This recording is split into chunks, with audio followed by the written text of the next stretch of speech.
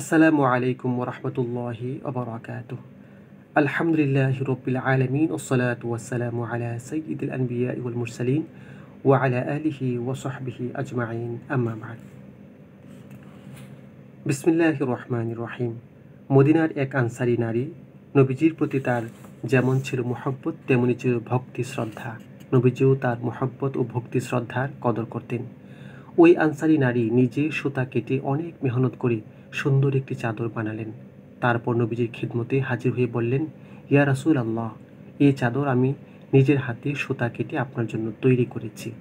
নবীজি তখন একটি চাদরের প্রয়োজনও ছিল, তাই তিনি খুশি হয়ে চাদর গ্রহণ করলেন এবং ওই নারীর জন্য অনেক দোয়া করলেন।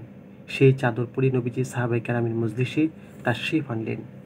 এক সাহাবী সরল মনে বলে উঠলেন, বাহ, বেশ তো সুন্দর চাদর, ইয়া রাসূল আল্লাহ, এটা আমাকে দান করুন। নবীজি হাসি মুখে বললেন, চেয়েছো যখন অবশ্যই পাবে।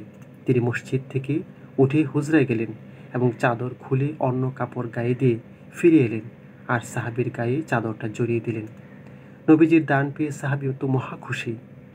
পরে কেউ তাকে তিরস্কার করে বললেন, কেন চাইতে গেলে? তুমি তো জানো তাঁর চাদরের প্রয়োজন ছিল, আর এও জানো চাইলে তিনি না বলেন না। সাহাবীর চোখ দুটো ছলছল করে উঠল। তিনি বললেন, আল্লাহর কসম, এত কিছু আমি ভাবতে পারিনি। আমি তো এজন্য চেয়েছি যে মৃত্যুর পর এটা যেন আমার কাফন হয়। সাহাবীর মনের আশা আল্লাহ পূরণ করেছেন। মৃত্যুর পর সেই চাদরই তার কাফন হয়েছিল। সুবহানাল্লাহ। আমাদের নবীজি নবুয়তের পরই যেমন দানশীল ছিলেন, নবুয়তের আগেও তেমনি দানশীল ছিলেন। তোমরা জানো, মক্কায় নবীজি ব্যবসা করে এবং মেষ চড়িয়ে হালাল উপার্জন করতেন, কিন্তু তা নিজে কমই ভোগ করতেন। বেশিরভাগ গরিব দুঃখী, এতিম, অভাবী ও বিধবাদের দান করে দিতেন। তার দান পেয়ে গরিব দুঃখীর মুখে হাসি ফুটত, এতিম বিধবার কষ্ট দূর হতো, তাতে নবীজির শান্তি ও তৃপ্তি হতো। এই জন্য তো নবুয়ত লাভের পর উম্মুল মুমিনিন হযরত খাদিজা রাদিয়াল্লাহু তাআলা আনহা নবীজিকে সান্ত্বনা দিয়ে বলেছিলেন, আপনি তো সদা সত্য বলেন, আত্মীয়তা রক্ষা করেন, এতিম বিধবা ও গরিবের জন্য খরচ করেন, বিপদগ্রস্তকে সাহায্য করেন, যে কর্মহীন তার উপার্জনের ব্যবস্থা করেন। সুতরাং আল্লাহ অবশ্যই আপনাকে সাহায্য করবেন। সুবহানাল্লাহ। সাফওয়ান বিন সুলাইম ছিলেন খুব অভাবী মানুষ। নবুয়তের আগেই নবীজিকে একবার তিনি নিজের অভাবের কথা বললেন। নবীজি তাকে 100 উট দান করলেন।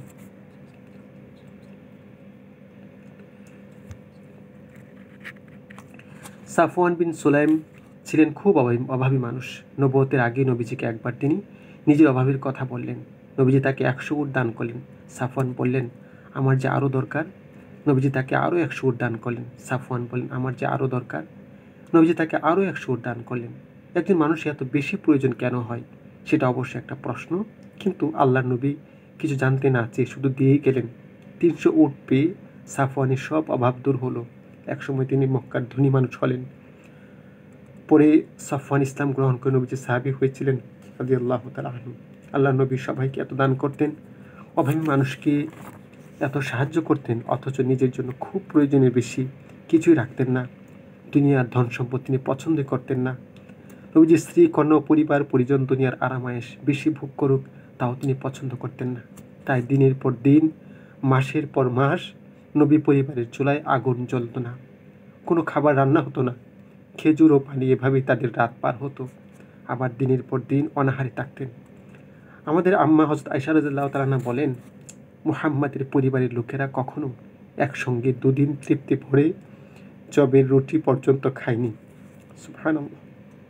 নবীজির প্রিয় কন্যা হযরত ফাতেমা রাদিয়াল্লাহু তাআলা আনহা ছিলেন হযরত আলী রাদিয়াল্লাহু তাআলা আনহুর নবীজির প্রিয় কন্যা হযরত ফাতেমা রাদিয়াল্লাহু তাআলা আনহা ছিলেন নবীজির প্রিয় কন্যা হযরত ফাতেমা রাদিয়াল্লাহু তাআলা আনহা ছিলেন হযরত আলী রাদিয়াল্লাহু তাআলা আনহুর স্ত্রী। হযরত আলী রাদিয়াল্লাহু তাআলা আনহু একবার তাকে একটি হার বানিয়ে দিলেন। বিবি ফাতেমা খুশি হয়ে স্বামীর দেয়া হার গলায় পরলেন। নবীজির প্রিয় কন্যাকে দেখতে গেলেন, এসে বললেন, এরপর কি হলো?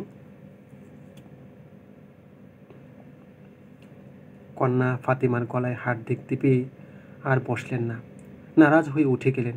বললেন, মুসলিমদের ঘরে ঘরে কত অভাব অনাচার, অথচ আমার মেয়ের গলায় স্বর্ণের হার, এটা আমার বিলকুল পছন্দ নয়। মা ফাতেমা তো নবীর কন্যা, জান্নাতি নারীদের সাইয়েদা। সঙ্গে সঙ্গে সেই হার খুলে দিয়ে সঙ্গে সঙ্গে সেই হার খুলে তিনি আল্লাহর রাস্তায় দান করলেন। আল্লাহ তাআলা আমাদেরকে বোঝার এবং আমাদের তৌফিক দান করুন। আমিন।